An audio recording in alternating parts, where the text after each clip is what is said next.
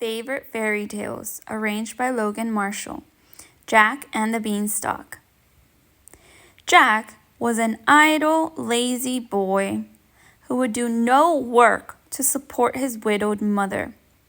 And at last, they both came to such poverty that the poor woman had to sell her cow to buy food to keep them from starving. She sent Jack to market with the cow, telling him to be sure and sell it for a good price. As Jack was going along the road to market, he met a butcher. The butcher offered to buy the cow in exchange for a hatful of colored beans. Jack thought the beans looked very pretty, and he was glad to be saved the long hot walk to market. So he struck the bargain on the spot and went back to his mother with the beans, while the butcher went off with the cow. But the poor widow was very disappointed. She scolded her son for an idle, lazy, good-for-nothing boy and flung the beans out of the window in a passion. Now, the beans were magic beans, and the next morning, when Jack awoke, he found some of them had taken root in the night and had grown so tall that they reached right up into the sky. Jack was full of wonder and curiosity, and being fond of adventure and excitement, he set out at once to climb the beanstalk to see what was up at the top of it. And he climbed, and he climbed, and he climbed, and he climbed, and he climbed, and he climbed, and he climbed, until at last he climbed right up to the very tip-top of the beanstalk. Then he found himself standing in a strange country. In the distance, he could see a big castle, and as he was hot and tired with his long climb, he thought he would go and ask for something to eat and drink. He had not gone very far before he met a fairy, who told him that the castle belonged to a wicked ogre who had killed and eaten a great number of people. "It was he who killed your father," she said, "and it is your duty to do your utmost to destroy the wicked monster. Go now and see what you can do. If you can carry off any of his treasures, you are at liberty to do so, for none of them really belongs to him. He has taken them all by force from the people whom he has robbed and killed." Jack was delighted at the idea of this adventure and set off in high spirits towards the castle. The castle was farther off than he had thought, and by the time he reached the gates, it was so late that he made up his mind to ask for a night's lodging. There was a woman standing in the doorway, but when Jack made his request, she was very frightened and said, "Indeed, I dare not take you in and give you food and lodging. My husband is an ogre who lives on human flesh. If he were to find you here, he would think nothing of eating you up in 3 mouthfuls. I advise you to go away at once before he comes home." But when she saw how tired and hungry Jack really was, she took him into the house and gave him plenty to eat and drink. While Jack was eating his food in the kitchen, there came a loud knocking at the door. The ogre's wife, in a great flurry, hid Jack in the oven, and then hurried to let her husband in. Jack peeped through the oven door and saw a terrible-looking ogre who came stamping into the kitchen and said in a voice like thunder, "Wife, I smell fresh meat." "It is only the people you are fattening in the dungeon," said the wife. So the ogre sat down and ate his supper. After supper, he commanded his wife to bring him his money bags. He then began to count his money, thousands and thousands of pieces of gold and silver. Jack wished he could take some of this money home to his mother, and presently, when the ogre fell asleep, he crept out of his hiding place and, hoisting the bags upon his shoulder, slipped quietly away with them.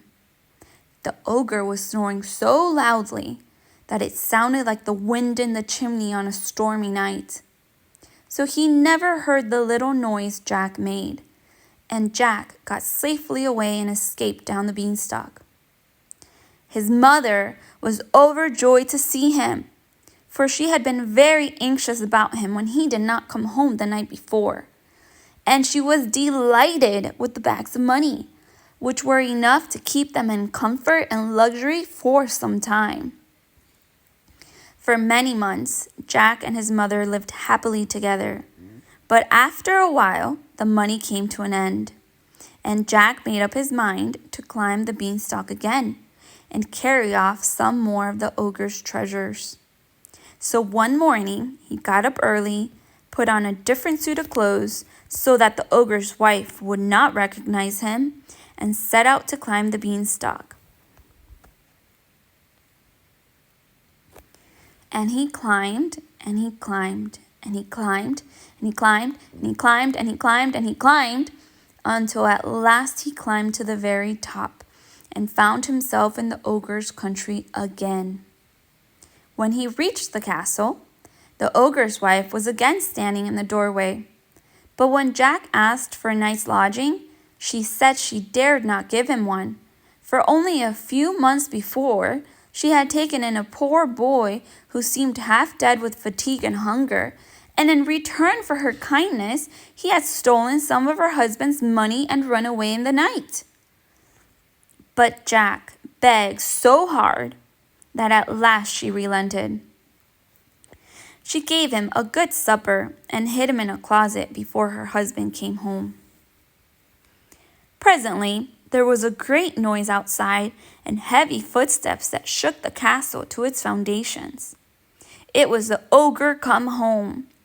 As soon as he entered the kitchen, he sniffed suspiciously and said, "I smell fresh meat."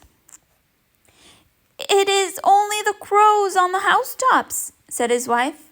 "They have brought home a piece of carrion for their young." After supper, the ogre told his wife to fetch his hen. This hen was a very wonderful bird. Whenever the ogre said, "Lay," she laid an egg of solid gold.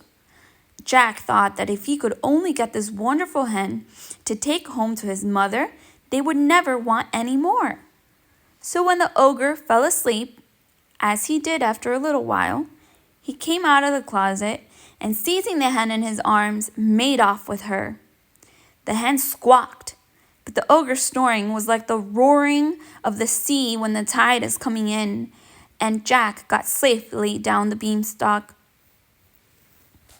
The hen laid so many golden eggs that Jack and his mother became quite rich and prosperous, and there was really no need for Jack to go again to the ogre's country. But he liked the danger and excitement, and he remembered that the fairy had told him to take as many of the ogre's treasures as he could. And at last, without saying a word to anybody, he started off once more to climb the magic beanstalk. And he climbed, and he climbed, and he climbed, and he climbed, and he climbed, and he climbed, and he climbed, until at last he reached the very tip-top and stood in the ogre's country.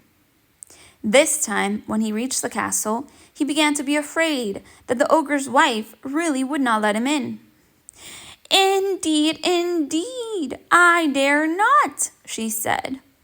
"Twice lately have I given shelter to a wayfaring youth, and each time he stole some of my husband's treasures and made off with them. Now my husband has forbidden me, on pain of instant death, to give food or lodging to any traveler." But Jack pleaded and pleaded, and at last the good-natured woman, moved to pity by his travel-stained appearance, gave way and let him into the castle. When the ogre came home, the wife hid Jack in the copper. As usual, the ogre's first words were, "Wife, wife, I smell fresh meat." And in spite of all his wife could say, he insisted upon searching all round the room. Jack was in a terrible fright whilst he was hunting, but fortunately he forgot to look in the copper, and after a time he sat down to his supper. When supper was over, the ogre told his wife to fetch his harp. Jack peeped out of the copper and saw the harp brought in and set down before the ogre. It was marvelously made, and when the ogre said, "Play," it played the finest music without being touched. Jack was enchanted, for he had never before heard such a wonderful music, and he felt that he must have the harp for his own. The ogre was soon lulled to sleep by the sweet sound of the harp, and when he was snoring heavily, Jack crept out of the copper and, taking up the harp, was about to make off with it. But the harp was a fairy harp, and it called out loudly, "Master, master, master!" And although the ogre was snoring so noisily that it was like the sound of 100 dragons roaring at once, yet to Jack's dismay and horror, he heard the voice of his harp, and starting to his feet with a bellow of anger, rushed after the daring thief. Jack ran faster than he had ever run in his life before, still carrying the precious harp, while the ogre ran after him, shouting and roaring and making such a noise that it sounded like 1,000 thunderstorms all going at once. If he had not drunk so much wine for supper, the ogre must very soon have caught Jack. But, as it was, the wine had got into his head, and so he could not run nearly so fast as usual, and Jack reached the beanstalk just in front of him. It was a very close shave. Jack slid down the beanstalk at his top speed, calling at the top of his voice for his mother to fetch him an axe. The ogre came tumbling down the beanstalk after him, but Jack seized the axe and chopped the beanstalk off close to the root. Down came the beanstalk, down came the ogre, and falling headlong into the garden, he was killed on the spot. After this, Jack quite gave up his lazy, idle ways, and he and his mother, with the magic hen and the wonderful harp, lived in happiness and prosperity the rest of their lives.